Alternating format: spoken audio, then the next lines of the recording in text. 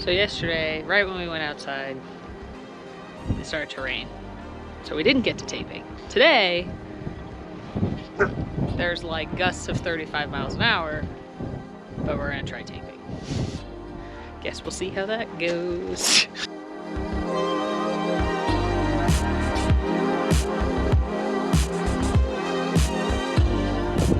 Hey guys, so before we get started today, just a quick little technical update.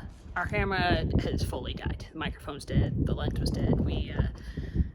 Sorry we didn't notice earlier. The footage in the last video ended up getting pretty bad quality, stuff we weren't happy with. We just didn't realize it until afterwards, so apologize about that. We are working on getting the camera fixed.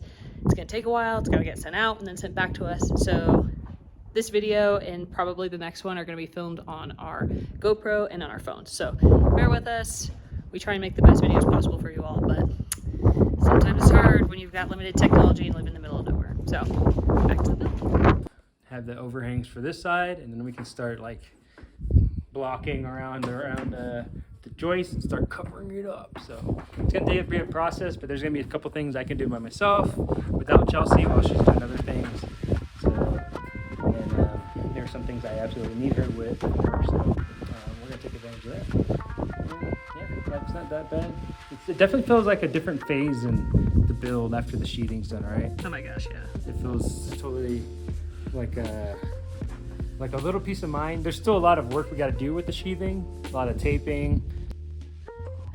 We also cleaned up inside of here today because it was all wet from the rain on Friday and it was just a mess, but we cleaned up. You can see the floor. It needs to be cleaned.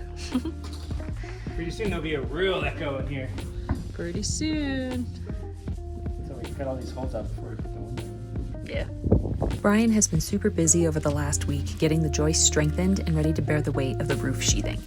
Because of the strong winds in our area, making the roof as impervious to hurricane force winds is a necessity. On each short side of the house, Brian cut the remaining 24-foot joists that we had into small overhang pieces that are attached perpendicular to the main joists. Some homes may have large overhangs to account for rainy weather, but with our mountain desert climate, adding large overhangs actually becomes a liability for the winds, rather than helping with the hit or miss summer monsoons for our neck of the woods.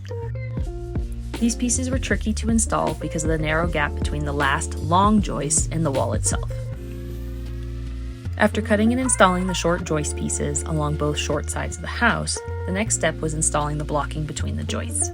The blocking acts as an additional support piece between the joists to keep them from rocking in windy conditions. After Brian installed the blocking, he could barely even budge the joists on that end of the house, even while pushing with his entire body weight. That's exactly what we like to see. This step is another one of those things that not every house might need, but again, we're trying to build a forever house that will be just fine with 150 mile/hour winds. And that's not an exaggeration. We've had multiple locals tell us that in the spring of 2022, the wind speed one day got up to 140 miles per hour. So we need to make sure that this roof isn't going anywhere. Putting sealant and tape where our ICF foundation meets the zip sheathing has been an ongoing process. Brian installed the sealant to fill the gap between the foundation and the walls. By eliminating this gap, we're preventing air leaks into our crawl space so that it can be fully encapsulated.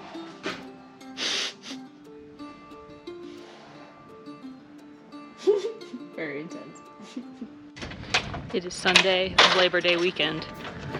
1 year ago today, we were working on the power shed. This doesn't make sense. Now, we are building our house. It takes us a long time to build things. But it is dry. It's not terribly windy. We're trying to figure out what we're going to work on today, and Brian decided to start with routing the windows and doors, getting that finalized, so that when we start taping, we don't have to stop to route then. So yeah, we're gonna start here. Once he's done with that, we will start taping. Taping's a very exciting activity because it means we're that one step closer to being dried in. So let's cut out some windows.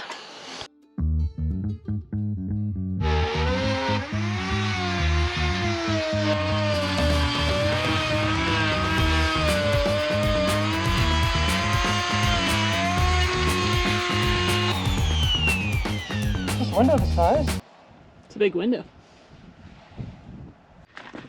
I'm gonna grab the window and we're gonna hold it up to the spot because Brian thinks the opening that we cut isn't the right size, but he thinks it's a square. I think it's a rectangle. Let's see. Yeah, that does kind of look like a square. It definitely doesn't. That's facing the wrong way. It's definitely not the right height. Hopefully it's the right width. It's the right width, right?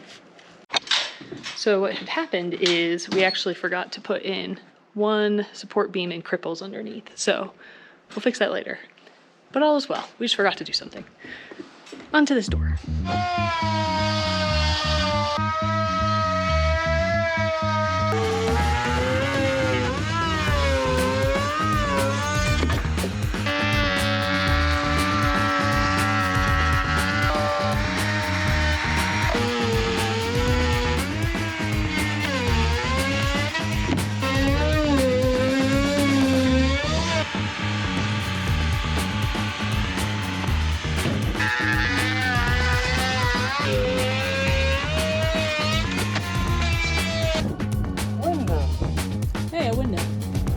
Oh look, a day that ends in Y. And there's storms in the distance, just as we're beginning to get back into work. Life is predictable sometimes. We cut out this window earlier. And I was like, wait, isn't that window a square? Why does it look like a rectangle? I was really close to standing it, you know? And then I think what happened was when I was doing the plans, we were doing the plans, trying to keep, if you see this door and this window, they're not the same height. And so the goal is someday, possibly, we open this door up and it can be, that's right. Right when we came back out here for lunch, after lunch.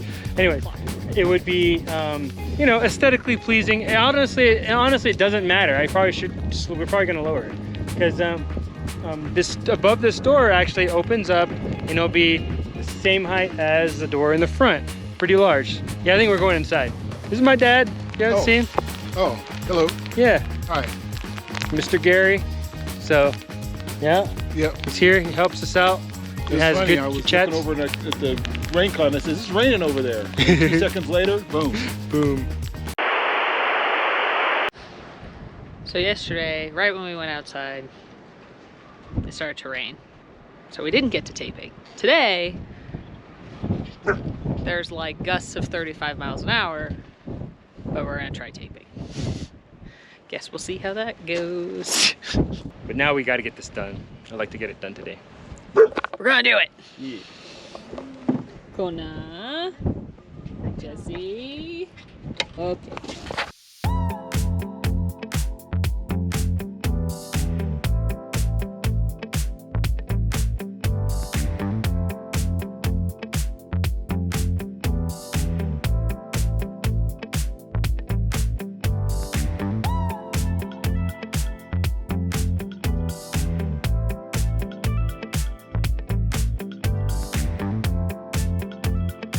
If you guys want to know how bad the wind is and the dirt, Brian has to wear goggles to work. I probably could take them off on this part. Over there is right in my eyes. Like. We have some experience using the zip because we did use the zip system on the shed. So we're kind of used to rolling. This is a little different. I mean, the walls are obviously much bigger. Really, the trick is it can't have any bubbles, can't have any warps. All the seams have to be covered. And you got to roll the heck out of it. It's pretty easy to use other than that. So we're actually really stoked to start taping because it's an activity that doesn't involve lifting heavy things. Finally, right? I'm gonna start the vertical seams on the back wall and see how that goes. Brian thinks it's gonna go faster, so let's see.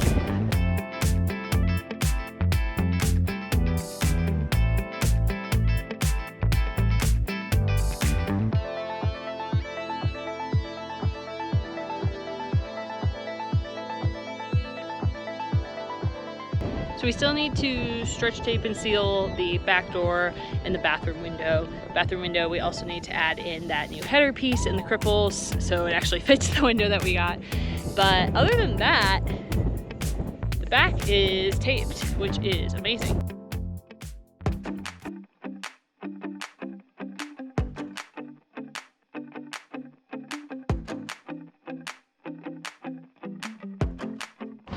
I'm getting pretty good at this whole zip tape thing.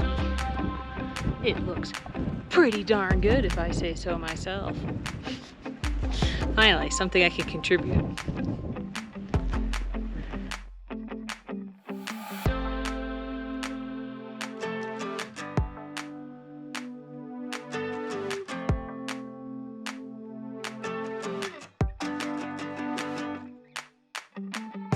It's 3 down, 1 to go. It's 12:45, so I did all that in about less than 3 hours, so that's pretty good. Brian's finishing taping the front wall. We're gonna have lunch, and then I think we're gonna tag team that one, so yeah.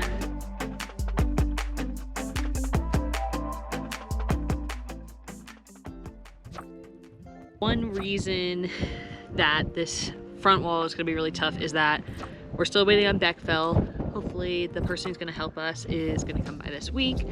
And because of that, the windows are not completely routed the way we want them to be, and therefore I cannot tape everything.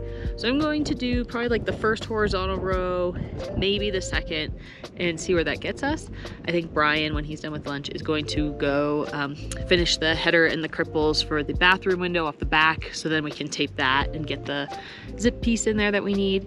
But for now, it's still pretty windy. We're just gonna see what we can do. We're just gonna see what we can do. At least we're making progress.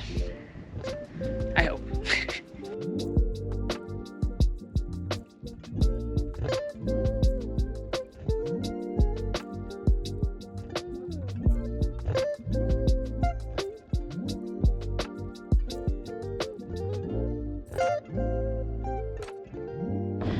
All right, not too shabby.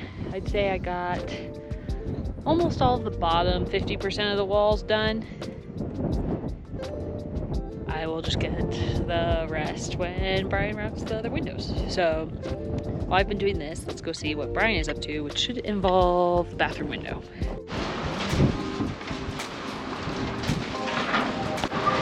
It's like actually a wind tunnel in here. It's so blustery. Bro, I'm gonna cut going over like 3 times.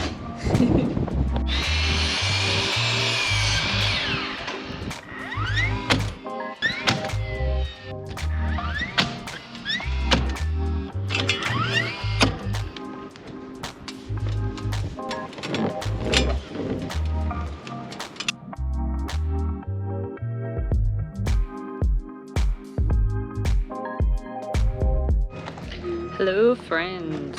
So we have talked about our struggles with backfill in previous videos, and we're not shy about it. We tried. Brian didn't feel safe finishing what needed to be done on the front. There's been a lot of things that we haven't been able to do on the front of the house because we don't have secure footing for ladders and things. But today that changes. Today we have someone doing backfill for us, a professional who can do it much faster and safer than we can. So let's take a look at what he's up to. If you didn't watch our last video where Brian rented a much smaller skid steer to do the backfill ourselves, the gist is that it was one of those projects where we gave it our all, but it just didn't work out.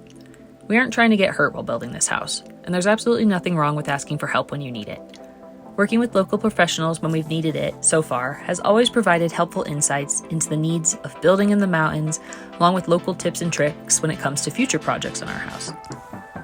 Our backfill expert will be back in the morning when this video goes live to finish the job, but we're absolutely thrilled to have some dirt around the house so we can finally get the ladders up along the front wall, and to stop falling into ditches anytime we have to walk around the perimeter. All the work that you've seen in this video might seem unrelated, but everything is an essential part of the process of getting the house ready for the next major milestone, installing the roof sheathing. Why? Why? At first I thought it was a photo, and I was like, why is that? I'm gonna ask you what we're doing today, but unless you want to sound like Bane.